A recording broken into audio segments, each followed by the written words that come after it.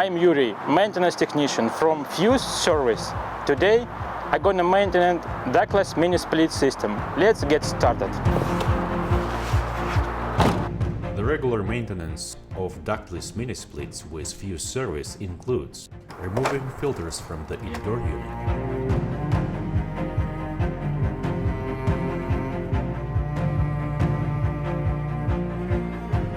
wash the filters in lukewarm water with a gentle detergent. We're gonna replace the filters if they are damaged or too clogged.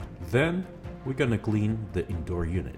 Wipe down the exterior of the indoor unit with a damp cloth to remove dust. We're gonna disassemble the whole unit.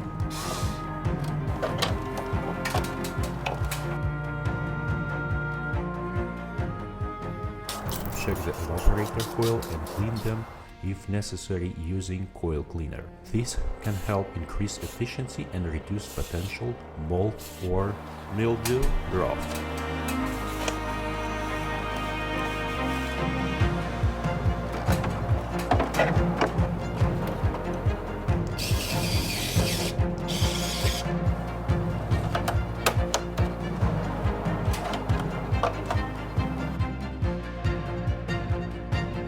After indoor unit, we're gonna switch to outdoor unit. We're gonna keep the area around the outdoor unit clear of debris, leaves, grass, or obstructions that can reduce airflow.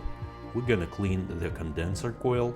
They can become dirty. They can become dirty from outdoor dust and debris. We will use soft brush or coil cleaner to gently clean the coil. We will check the condenser fins and straighten any that are bent using a fin comb. On every maintenance visit, we will check refrigerant levels with connected manifold. In our maintenance, we also check drain lines for make sure the drain line is clear of obstruction. If it seems clogged, we can flush it with mixture of water and vinegar to help clear away mold or mildew buildup.